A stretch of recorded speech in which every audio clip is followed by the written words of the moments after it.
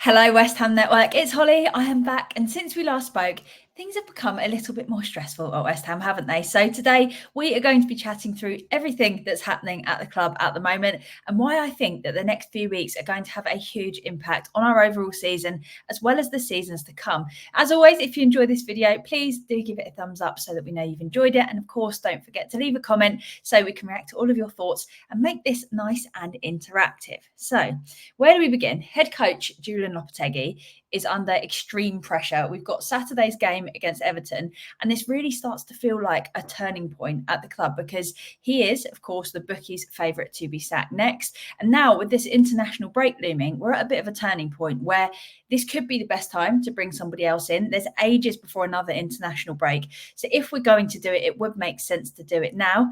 And obviously that would give somebody a little bit of time to settle in. But as we've seen this season, you can have quite a lot of time to settle in, and it doesn't necessarily mean you're going to hit the ground running when that season begins or when that first game in charge comes.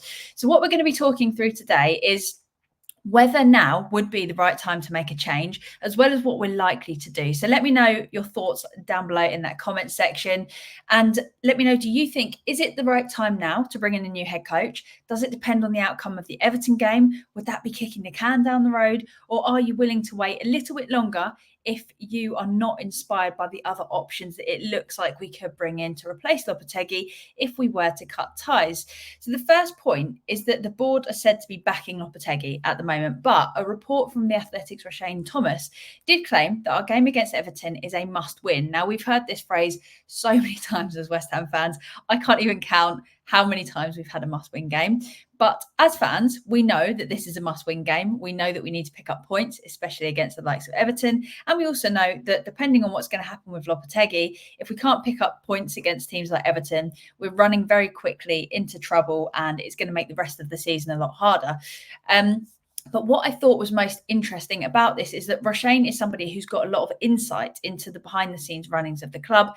So it's really interesting to see him suggesting that there is a lot of pressure on Saturday's result, because often that's the kind of thing that doesn't come out this early in someone's career. So yeah, very, very interesting. But historically, under Gold Sullivan and Brady's ownership, we have given managers quite a lot of time to turn things around, and we don't typically pay for managers at other clubs or sack managers early. For example, Moyes' first time with us, he was manager for 190 days, making him the shortest lived manager in recent times.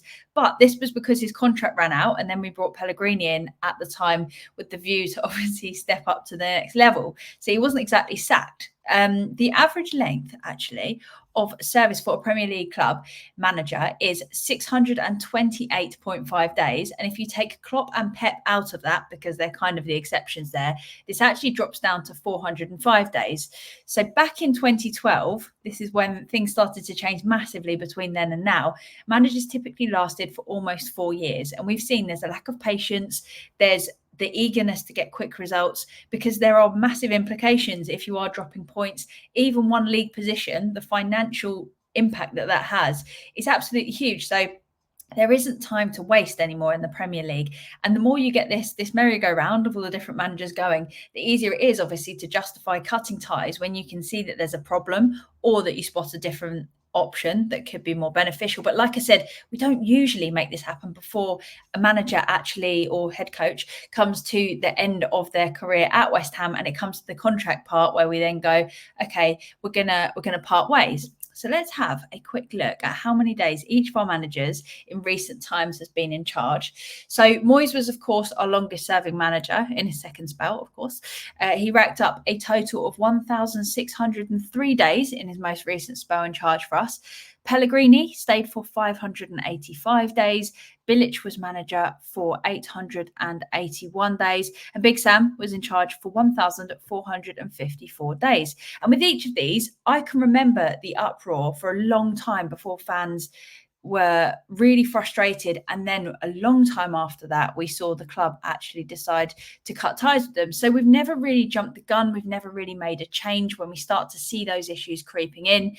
And with Lopetegui having been appointed 167 days ago, he's only actually had 128 days since he started in his role managing the club. So when you actually compare that, obviously, to how many days we've given other managers, many of which people have been very unhappy with, where we haven't been picking up results, where we've been in the relegation zone, where things have looked really stressful and really worrying, we haven't really made that change. And this is where the question is, are we going to do something different now as a club and see that this isn't going in the right direction and that we have invested a fair bit, but that we can't currently see what it is we're trying to achieve and therefore we're going to make a change? Or will we continue in the same way that we always have, where we're a little bit over patient, let's say, and we stick by our guns of we've brought this manager in and we're going to have to give them time? So this brings me on quite well to my next point. So this is the problems that we're currently seeing at West Ham, the things that are alarming us, the things that are stressing us out as fans. And the things that have already appeared this season from what we can see. We did, of course, have pre-season with Lopetegui.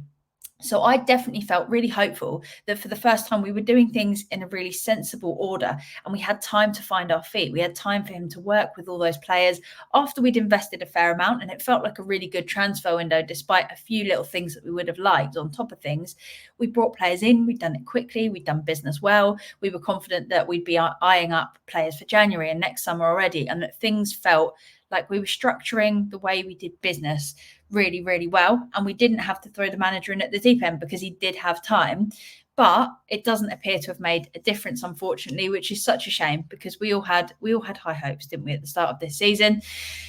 The problems that I think we've got, first of all, we're seeing doubts in quite a few players, not necessarily just doubts of them doubting Lopetegui, but we're just seeing a few issues where you feel like things aren't particularly smooth behind the scenes. It's not a new issue, but obviously Alvarez got his second yellow against Forest.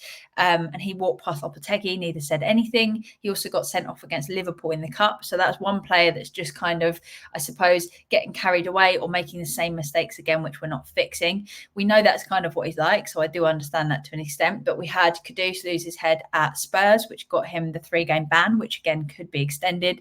So that could impact us further. And then there are starting to be quite a few reports that some of the players are starting to doubt our new head coach. There's also stuff being said about Stuyton, whether or not people are actually happy behind the scenes with how that's all going. So it just feels like there's this little bit of unrest starting to bubble in the background, which is not good this early in the season when you're trying to find your feet and you're really hoping that things will be different right now to how they are. Then we've got the key positions that we did need to strengthen over summer. We didn't really manage to do this in hindsight, I suppose. We brought in a lot of players with great promise. And like I said, the transfer window felt great. On the whole, we were buzzing with what we've managed to do with the calibre of players that we brought in.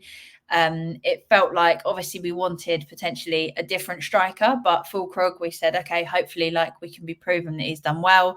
Obviously he's come in and got injured. And then we've got the issue that our midfield looks really slow. We've got Rodriguez, Souček, Alvarez and Soler. Paqueta's betting scandal seems to be playing a little bit of a part, I reckon, in his drop in form because he's giving the ball away so often. And now that confidence feels like it's going. So it just feels like despite a great window and a lot of really exciting signings, we didn't address some of the key issues that we knew were there last season. And the people that we've brought in to probably do that haven't managed to fix that. So we've still got these issues ongoing. And then you can talk about the lack of consistency that we've got. So it just feels like we're trying so many things at the moment. And then we're switching it up before we can even practice one style of play. And it's making it really hard to see exactly what it is that we're trying to do. And it's not even possible to say what our starting 11 will be or what our formation will be or what our best starting 11 or best formation is because we haven't found that and then practiced that. So for me, one of the biggest concerns is the lack of direction combined with some of the scorelines that we're finding when it does go wrong. We lost 3-0 to Forest, but again, this isn't the first big scoreline that we've been on the wrong end of. We lost 4-1 to Spurs. So it's been happening throughout the season. Defensively, we've conceded the third most in the league, and we're also not currently able to outscore opponents to counteract how many goals we're letting in. So it's just a little bit of a recipe for disaster. But when you put all those things on paper, that is a lot to fix for the current manager or if you're bringing somebody else in. But I think what I'm most concerned by is the fact that it just feels like we haven't worked out even what the best approach is at the moment, because to me, it feels like we're trying to come up with about 5 different styles of play, which in a dream world you would have. you would have these different approaches to different teams and different techniques that you would implement. But I think we just need to take it back to basics a bit, if I'm completely honest, and work out a good starting 11 and a good style of play and give them all time to start working together. Because even just the link up play hasn't been as good, but it's because we're not giving these players game time around each other, next to each other, actually just learning how the other ones play. And I think if we can just bring it back to basics and try and master one style of play, and then maybe we can say, okay, we're playing this opponent, so let's try this, but just a little bit at a time once we've mastered something. Because at the moment, it just feels like we're clutching at straws and throwing everything out. What is it? Throwing the baby out with the bathwater. Feels like we're doing that every single game when it doesn't work, and we're like, okay, start afresh. But if we're not trying to practice a certain thing week in, week out, my concern is that the players are going to get confused, that we're not going to learn to link up, and we're not going to learn to play very well together, and we're just going to find ourselves in the same situation in a few months' time. So to sum it up, there are quite a few things that I've just mentioned that aren't quite right, whether you're looking at individual errors, lack of pace, injuries and suspensions, or having a clear game plan. But yeah, I just feel like we're trying to master too much at the moment before we've even managed to get to grips with one style of play. That's what I would love to see us do. So whether Lopetegui stays or we bring someone new in, it's going to take a lot of hard work to build that consistency that we desperately need in our team at the moment. And we've obviously criticised previous managers for a lack of exciting football. And I think if you could see that exciting football, or you could see what we were trying to achieve, it's a lot easier to sit back, justify some difficult score lines. Like, obviously, I hate to mention it, but Spurs are doing really well. They're playing exciting football. Score lines wise, points wise, it's not really perfect, but I think their fans at the moment can justify some of the score lines not going their way because they can see what that vision is. And I think that's what we're lacking, because you can justify a lot more when you can see what you're trying to achieve. Like if we were playing really fluid football right now and we were really knocking that ball around and it all looked really exciting, but every now and again we were getting caught out and it meant that we were dropping points, I feel like that would be easier to deal with, because you'd say, look, we just need to give it some more time for this to click. But at the moment, I can't really tell you what it is that we're trying to make click. So that's my general take on things. But like I said, I'm keen to know what you think. Favourites at the moment to take Lopetegui's spot as head coach include Edin Terzic, Graham Potter, Southgate and Thomas Frank, and Iraola as well. So there are options out there. I don't know how inspiring some of them are. Obviously, we've spoken about Amorim, and he was one of the ones that we thought would be good, but obviously everything's come out that basically said he never had any intention or discussion to even come to us. But it's hard. It's hard mid-season to get a manager.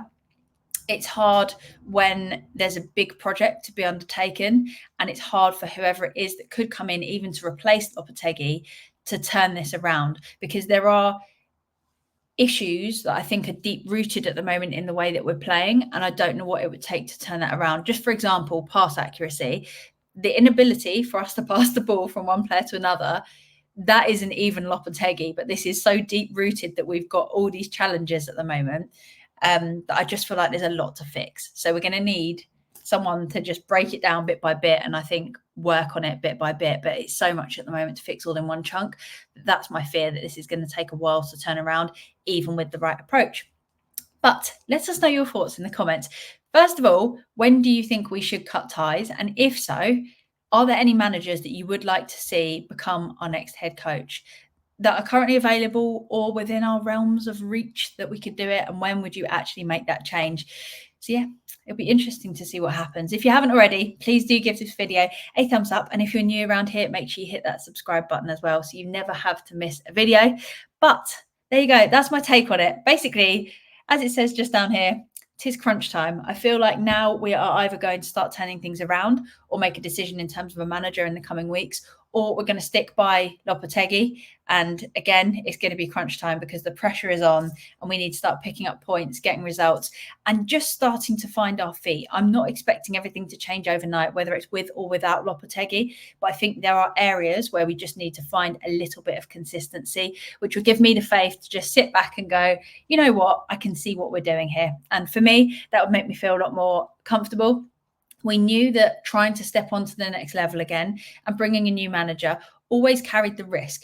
We had Moyes who didn't play exciting football, but he played predictable football. You knew who his starting 11 would be, and a lot of the time felt like we were banging our heads on a brick wall saying, why are we still starting this player? But you knew what he was going to do, and the players knew what he was going to do.